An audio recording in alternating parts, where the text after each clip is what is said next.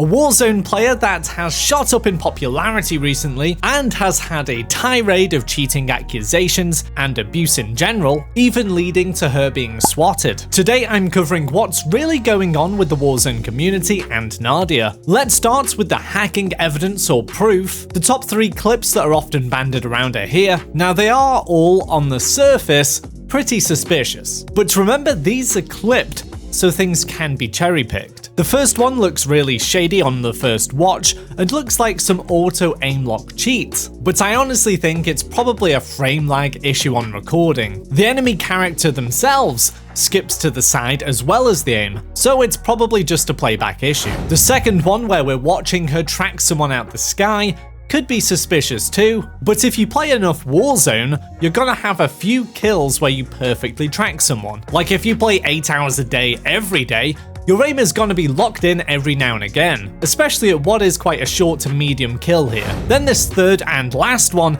is the most sketchy of all 3 for me, since it looks like she's aiming at someone through a wall, but her screen is right there on show, so it's not because of visible wall hacks. It's likely she's got a UAV ping from killing someone just before the clip started, or maybe there was a UAV up already, and she simply anticipated someone being in that corner. I've pre-fired a lot of corners in my time too. Then she just looks outside and someone is there, which she already knew since the person she was chasing can't have just disappeared. This was probably all helped by audio cues too. That being said, I've offered up possibilities for these being legit. I'm not necessarily saying that they are, it's just so hard to provide definitive proof. So there are some shady clips out there, but she had the chance to prove herself at the CoDNext LAN event in LA last week, and that didn't really work out. Her first match on the new CoD ended badly with a 4-16 kill to death ratio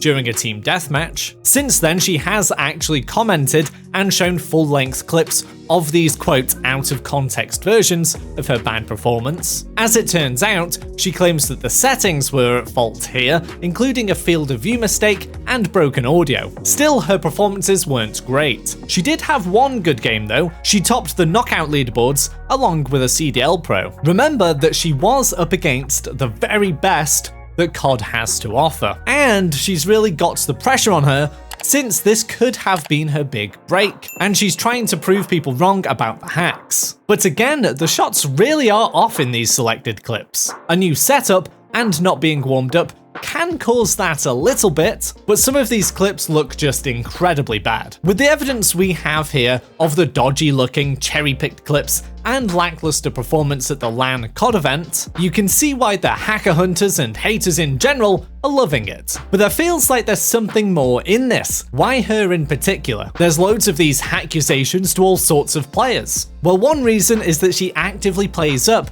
to the haters and accusations and baits people for more views. This isn't necessarily a bad thing, by the way. This, mixed with parts of the CoD community being pretty toxic sometimes, is a perfect coming together. The fact that she is a woman in a male-dominated space again doesn't help her. This shouldn't be a reason, of course, but some of the hate does very quickly become about her gender. Then on top of this, she's really confident with all of this stuff and further baits the haters for views to propel her profile even more, frequently claiming to be the best Warzone female player or Warzone player in general, which I'm guessing is a little tongue-in-cheek and meant to be a joke. Well, I hope so. With the help of the cherry-picked clips on TikTok and knee-jerk reactions and a culture of hacker hunters and hate, Nadia has been thrust to the front of trending in Warzone, which only acts in a positive feedback loop since this exposes her to more haters and people ready to pass judgment. It's quite possible she may have cheats on, perhaps a softer rolled back version of an aim lock, who knows? This is the case and has been the case for many players in the past,